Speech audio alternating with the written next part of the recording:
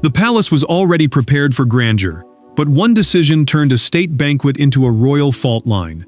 A single seat, polished, placed, and guarded by centuries of protocol, became the center of a stunning confrontation. Charles did not hesitate. Meghan expected movement. Sophie expected silence. But when the seating order reached the king's desk, he made one thing brutally clear: Sophie's place would not be taken. Before we go deeper into what this really means for the royal family, make sure to subscribe so you don't miss a single update. Charles understood at once that this was no ordinary seating dispute. A palace state banquet, a formal dinner hosted by the monarch for important guests from another nation, was designed to show unity, discipline, and royal control before the world. Every chair carried meaning. Every name card carried rank. Every small change could whisper something larger than any speech. And when Meghan's name was quietly raised as a possible replacement for Sophie's designated position, the king felt the air change around him. This was no longer about comfort. It was about authority. It was about whether the palace would bend its oldest rules to solve a modern wound. Meghan stood in a private antechamber when the message reached her. An aide did not shout. The aide did not accuse. The words came softly, almost carefully, as if gentleness could make the blow less humiliating. The requested seating change would not be approved. Sophie would remain exactly where the final banquet plan placed her. Meghan's face tightened, and for a moment, the Duchess seemed to lose the practiced calm she had carried into the palace. She had expected at least a conversation. Instead, she received a closed door dressed as protocol. Sophie felt the weight of the decision in a different way. She saw her own name, still printed on the banquet plan, untouched, protected, and suddenly heavier than before. The trusted confidant knew Charles had defended her place, but she also knew that protection came with a cost. Her seat had become a symbol. Her loyalty had become a weapon in someone else's pain. She did not celebrate. She understood the silence around the table too well. Charles set down the final seating document with deliberate calm. The king's gesture was small, but the message was brutal. The seating order, meaning the official arrangement showing where each royal and guest would sit during the ceremony, would stand exactly as approved. A senior palace official watched his expression harden when Meghan's request was mentioned again, and in that instant, the official understood the truth. The monarch was not rejecting a person, he was enforcing a boundary. But to understand why one chair carried the force of a royal command, the story must turn to the people whose pride, duty, and survival were suddenly trapped around it. This was not merely a clash over placement. It was a collision between two women who represented two very different versions of royal life. Meghan entered the moment, carrying old wounds and a hunger for recognition. Sophie stood quietly inside the institution, her loyalty built over years of service. Charles, caught between symbolism and stability, knew the wrong choice could fracture more than one evening. Meghan had not walked back into that palace moment empty-handed. She carried memories, bruises, and the sharp belief that visibility still mattered. To her, a place at the state banquet was not only about where she sat, it was about whether the family would recognize her presence as meaningful again. The Duchess understood that every glance across the table, every whispered reaction, every carefully placed name card would become a message. And if she returned only to be pushed toward the edges, then the evening would feel less like inclusion and more like a reminder of everything she had lost. Sophie carried a different kind of burden. Her position had not been built through noise, demand, or public drama. It had been built slowly, through years of duty, patience, and quiet service, when the monarchy needed dependable hands. The trusted confidant had become one of those figures the palace leaned on during fragile moments. Someone who did not ask for attention, but often carried the weight when attention turned dangerous. That was why her seat mattered. It was not decoration. It was proof that loyalty still had value inside a family often shaken by rivalry. Charles saw the danger more clearly than anyone wanted to admit. The seating chart was no longer a page of names. It had become a test of royal hierarchy, the order of rank and duty that tells the palace who stands where, who speaks first, and who is trusted closest to the crown.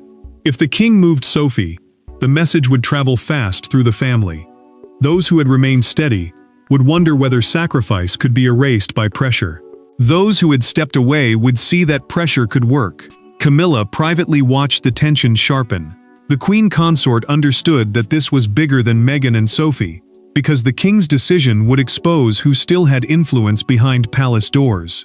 And when William's name entered the conversation, the pressure deepened. The prince believed duty had to mean something, especially now, when the future of the monarchy depended on boundaries that did not bend easily.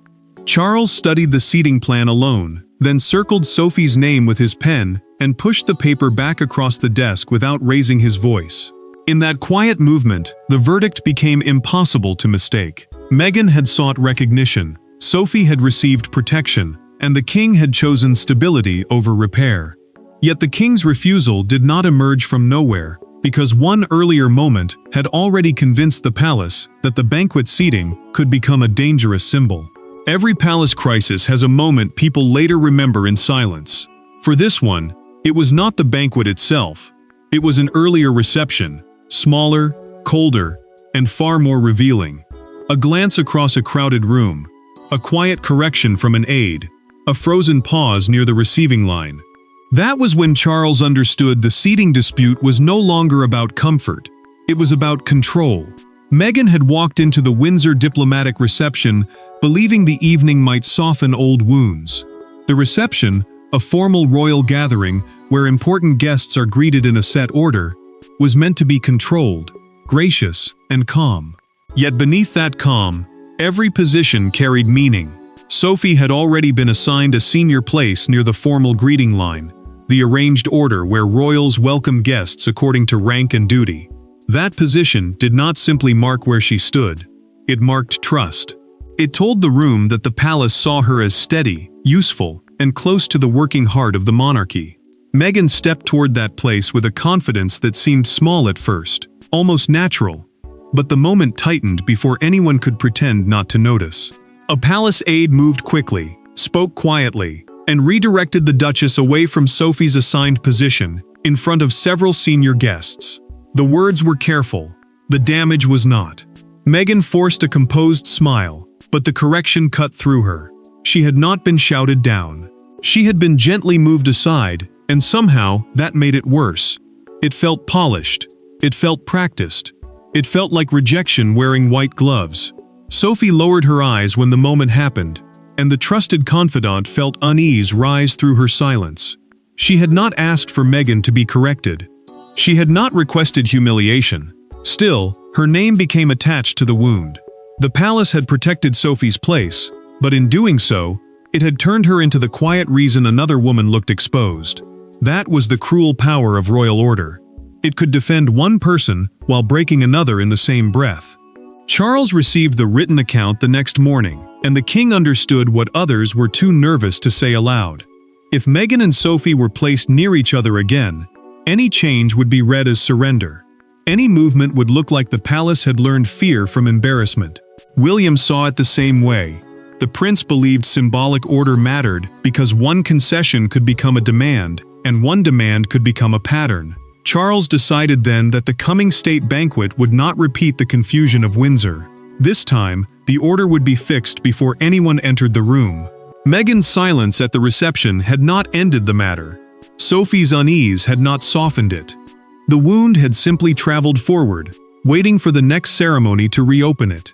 That wounded silence followed them all the way to the banquet preparations, where politeness finally gave way to confrontation. The confrontation did not begin with shouting.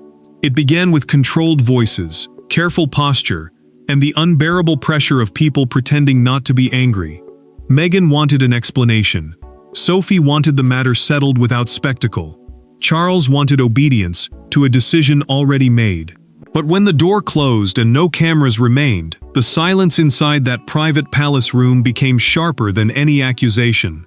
Meghan entered that private room carrying the wound from Windsor and the fresh humiliation of being corrected again before the banquet had even begun. She had not come only to hear where she would sit. She had come to understand why the palace still seemed to measure her return with caution instead of welcome. The banquet rehearsal, a private run-through where royal staff confirmed timing, seating, and formal order before the official event, should have been a routine step. Instead, it became the place where old grievances finally met royal command. Meghan's hand rested on the back of a chair, as if she needed something solid between herself and the verdict waiting in Charles's folder. Sophie stood inside the same room, with a discomfort she could not easily hide. The trusted confidant understood why Charles wanted her present. The king refused to let the decision look like secret punishment delivered behind another woman's back. He wanted the boundary witnessed by the very person whose place had been challenged. But Sophie did not enjoy that position. She felt gratitude toward the monarch, yes, but compassion for Meghan pressed against it. Her preserved seat now carried another person's embarrassment, and that truth made victory feel impossible. Charles spoke with the calm of a man who had already crossed the hardest part inside himself. The king explained that Sophie's seat would remain unchanged because the banquet order reflected service, continuity, and duty. Banquet order meant the official ranking and placement of guests during the formal dinner, and inside the palace, that order was not treated as decoration. It was a language of power. To move Sophie for personal repair would tell the family that loyalty could be displaced by pressure, and Charles would not allow that message to leave his desk. Meghan felt shock harden into quiet anger. The Duchess realized there was no compromise hidden inside the conversation. There was only a ruling, polished by courtesy but final in its purpose. Then she asked the question that froze the room. If her presence meant anything, why could she still be moved aside? Sophie looked toward the floor. Charles did not answer quickly. For one sharp moment, everyone understood the pain beneath the demand. Charles closed the folder with a soft but final sound. The seating chart would stand. Sophie's place was untouchable for the evening. Meghan had received her answer, but the answer opened something deeper than rejection. But the force behind that folder was larger than one royal argument, because the king was protecting a structure that had already begun to tremble. A palace seat is never just a seat. It is a message written in silence. It tells guests who is trusted, who is rising, who is being restored, and who remains outside the inner circle. Sophie's position carried years of loyalty inside it. Meghan's request carried years of grievance. Charles understood the danger. If he moved one name, he would move the meaning of the entire room. Sophie had become valuable to the monarchy in the way the palace often respects most. Quietly, steadily, without forcing herself into the center of every storm. The trusted confidant had carried duties when the family looked fragile, attended obligations when attention was elsewhere, and offered stability when the crown needed calm more than headlines. Her seat reflected that service. A working royal is a family member who regularly carries out official duties on behalf of the monarch, and Sophie had earned that place through years of showing up when the institution needed dependable loyalty. To remove her now would not look like a minor adjustment. It would look like a warning to everyone who had stayed. Meghan's attempted placement challenged more than Sophie's position. It pressed against the entire post-crisis hierarchy of the palace. The new internal order built after years of public fractures, private wounds, and uneasy returns. The Duchess wanted recognition, but the request carried a sharper meaning inside palace walls. If Meghan could step back into prominence by forcing a change at a state banquet, then duty would no longer be the strongest currency. Pressure would. Visibility would. Pain, if loud enough, could outweigh patience. Charles felt that burden settle heavily on him.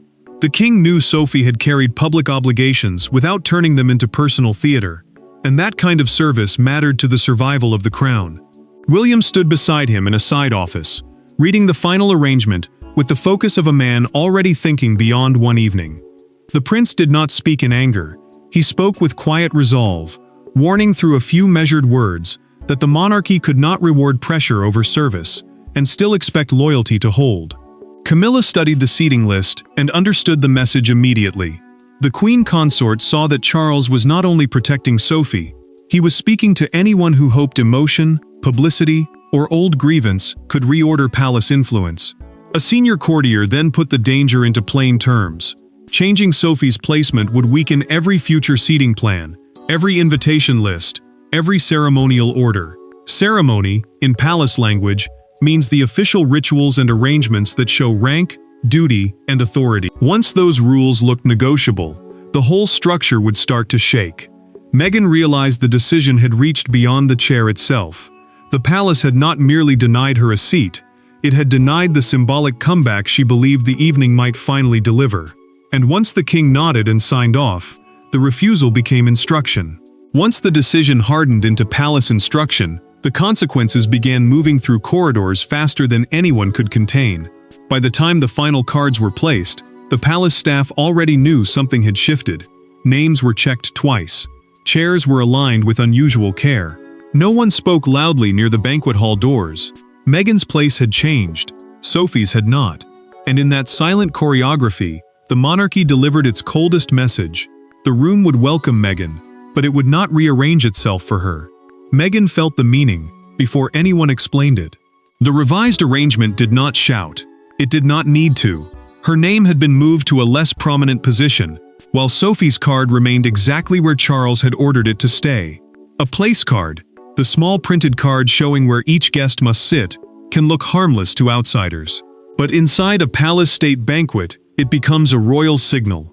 It tells the room who carries trust, who holds closeness, and who has been kept at a careful distance. Meghan understood that language. She had lived inside it, and now, it spoke against her with devastating calm. Sophie noticed the damage around her preserved position almost immediately. The trusted confidant did not treat the moment as a victory, because victory would have been too cruel. Her seat remained protected, yes, but the protection had created another wound. She quietly asked an aide whether Meghan had been told directly, and the question revealed the sadness beneath her discipline. Sophie knew what the palace had defended. She also knew what the palace had broken. Her loyalty had been honored, but another woman's hope had been publicly reduced. Charles remained controlled, but control did not mean comfort.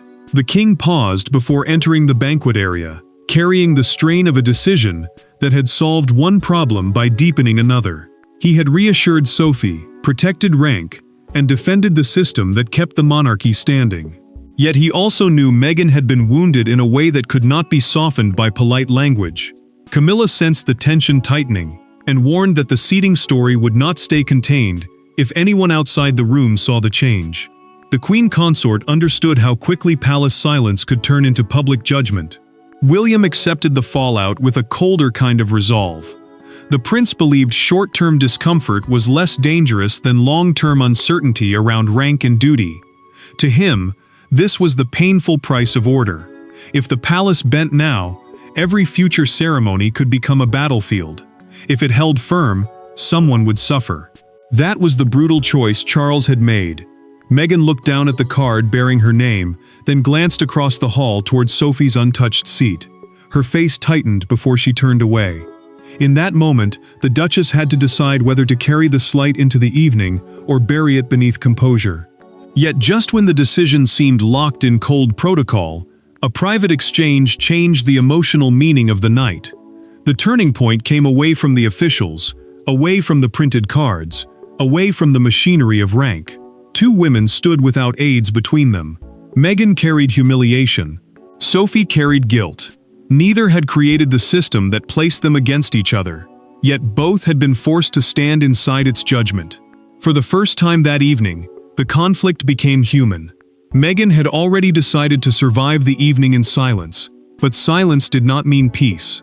The Duchess had been wounded by the revised seating, by the quiet refusal, and by the brutal message hidden beneath polite palace language. Then Sophie appeared without ceremony, without an aide beside her, without the shield of rank or official wording. A side corridor became the first place all night where the truth could breathe. There were no advisors to polish the moment, no officials to translate pain into procedure, only two women caught inside a royal system that had turned belonging into a test. Sophie spoke first, and the trusted confidant did not speak like someone who had won. She told Meghan she had never asked for the seat to become a weapon. She made clear that loyalty to the monarchy did not mean cruelty toward another woman. That mattered because the palace had made Sophie's preserved position look like a personal victory, when in truth, it had become a burden. The monarchy had defended her service, but it had also placed her name at the center of someone else's rejection. Meghan felt anger loosen into something sadder. The Duchess had expected distance, perhaps even satisfaction, but Sophie's voice carried discomfort instead of pride. That changed the meaning of the night. Meghan admitted what the chair had truly represented. Not luxury, not vanity, not a demand for attention, but proof that she still belonged somewhere inside the royal story. After so many broken bridges and sharpened headlines, the seat had become a symbol of restoration. Losing it felt like being told the door was open, but the inner room was not. Sophie answered with painful honesty. The trusted confidant said belonging could not be forced through placement, because a chair could recognize service, but it could not heal distrust. The words landed hard, not as an insult, but as a truth neither woman could easily escape.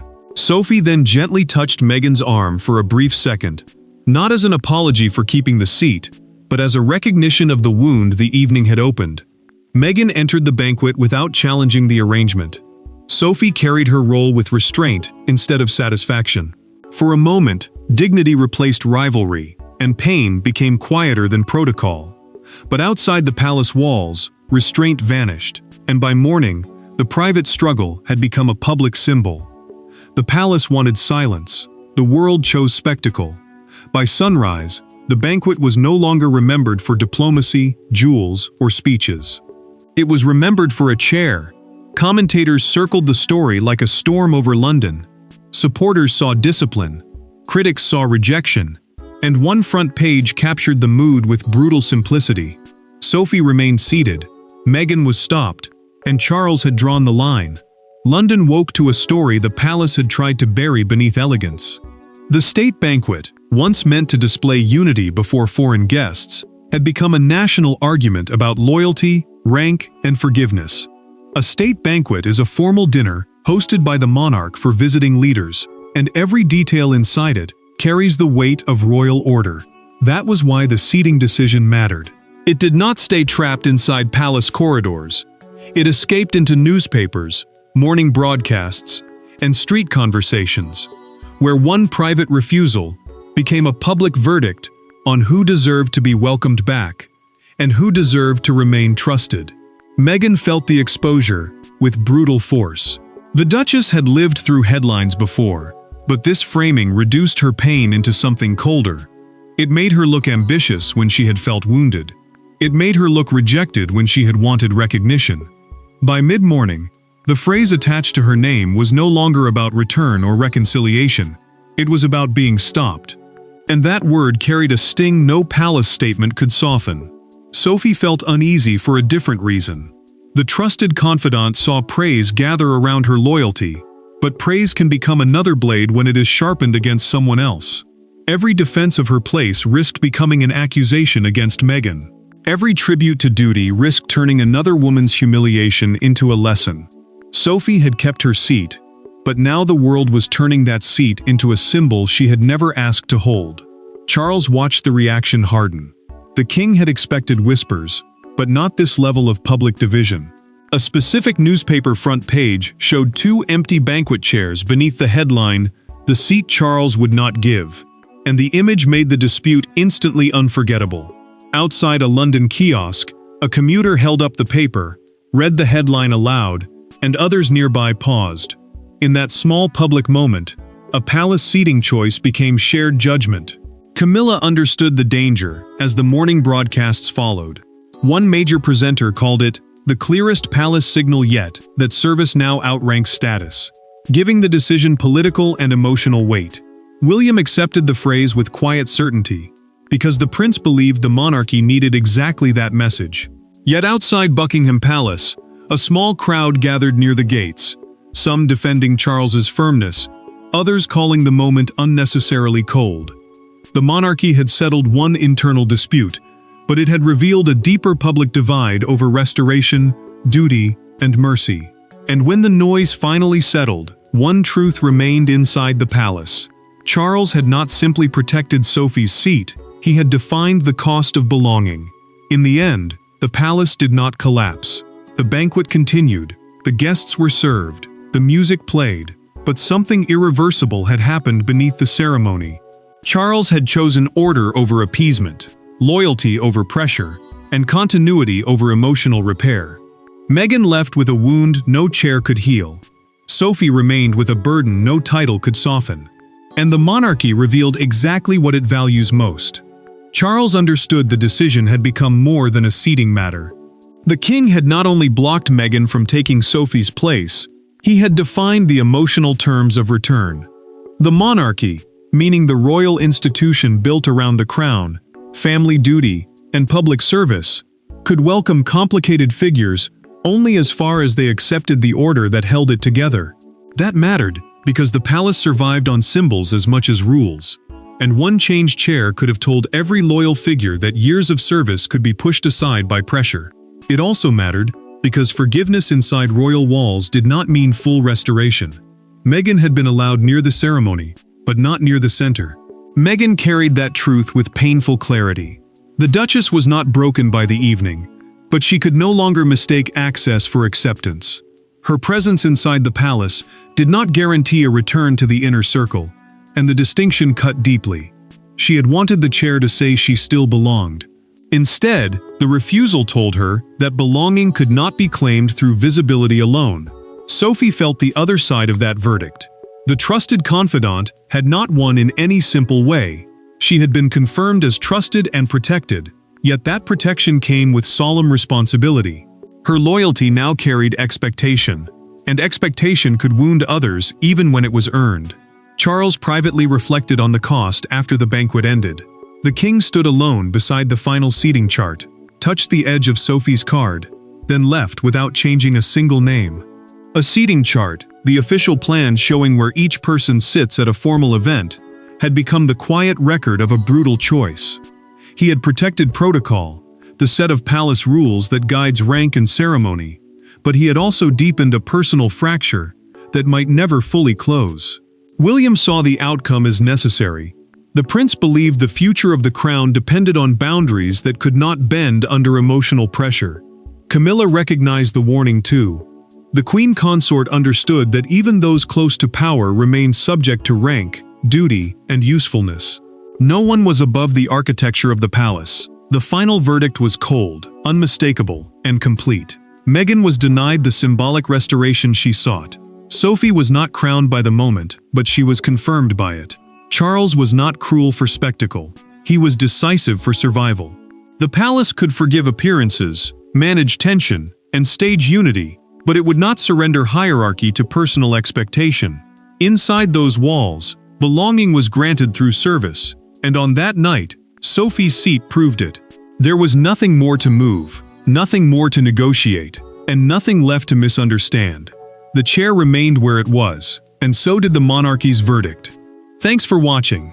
Please don't forget to like and subscribe, and we will see you in next one.